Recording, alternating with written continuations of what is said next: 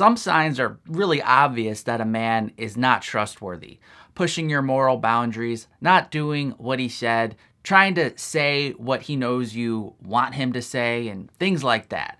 So in this video, I'm going to skip over some of those general ones that are kind of obvious and try to talk about 5 subtle signs that a man really is not trustworthy. Number 1, asking intimate questions without answering intimate questions. It's not bad to be guarded. In fact, it's a sign that this man is trustworthy if he's doing a good job of guarding both of your hearts and not leading the conversation into those realms that pre-awaken love in a way that it's just not ready for. However, some men will try to guard their own hearts, but they also want you to not guard your heart and open up to them in a way that's not mutual. So they'll want to know a lot about your past relationships without telling you about their past relationships.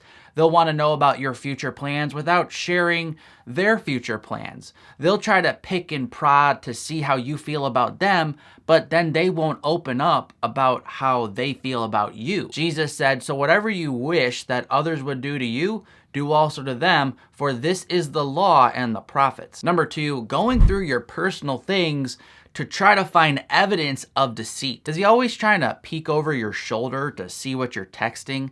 Does he come up with weird excuses that he feels then give him the excuse to start rummaging through your purse, looking through something, which is a big no-no for a woman? Does he start walking around your house in a way that makes you feel like he's looking for something to incriminate you? If a man doesn't trust you, he shouldn't be with you. If we need to prove our innocence, even though we haven't done anything to show that we're guilty of anything, that needing to provide evidence to put someone at ease creates a very toxic environment that makes it impossible for a relationship to develop in a healthy way. So when a man goes through your personal property to try to find evidence of incriminating you in something that he imagines you're doing, that's actually a sign that he's the one who's untrustworthy. I'm not saying he's lying to you about something. Rather, I'm saying he's the type of guy who will hurt you because he won't ever trust you. No matter what you do, his fear of betrayal will always be there no matter how much you open up to him. It's a fear that has nothing to do with you. It's in him. People can heal from past trauma and become trusting again, even though they went through something difficult. But if he thinks the solution to his trauma and his worries is you constantly providing evidence to show him that you're trustworthy, then that man is not ready for a relationship. Number 3, if he treats women differently based upon how they look. I'm not saying it's wrong for a man to like a godly woman and be attracted to her and then pursue her. Attraction isn't bad. We all know that it's one of those things that's needed for romance to occur. But if a man only treats women with respect, kind of puts on the charm when he's physically attracted to her, and then he acts totally different towards women that he's not physically attracted to, treats them rudely or just completely ignores them, his categorization of women in these two superficial groups is a sign that he lacks maturity and spiritual integrity. So even though he might think you're attractive and therefore he's treating you kindly, again, he's not trustworthy because his motives for being kind to you are unhealthy. Number 4, if he publicly puts you down to lift himself up, are you always the butt of his jokes? Does he have a tendency to always tell that one embarrassing story about you when he's searching for that conversation starter with new people?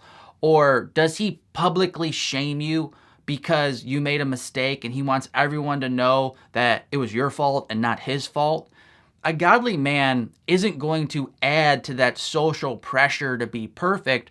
Rather, he's going to try to be a buffer between you and the world and help diminish and lessen some of that social pressure. He's going to try to protect you from that public shaming rather than being the one who's adding to it. Proverbs 15:4, a gentle tongue is a tree of life, but perverseness in it breaks the spirit. And number 5, if he asks for honesty but then can't handle the truth. I was recently in a dressing room at a department store because I was shopping for some new jeans, And in the stall next to me, I heard a conversation from a couple that was shopping for the man. It went something like this. The man asked, "How does this look?" "It looks okay," the woman responded. "But do you like it?" he asked. "I don't know. It's okay," she said. "Look," the man continued, "I want to know what you think of this. I'm asking your opinion so I know if I should buy it or not." "It doesn't look that good," she said. "Great. Thank you. That's all I wanted you to say." From the tone of his voice, to me, it felt like the man's feelings were hurt that she didn't like it. Now, I'm not saying you need to instantly dump a guy or categorize him as untrustworthy if he has a moment of vanity and gets a little upset when you don't like his outfit.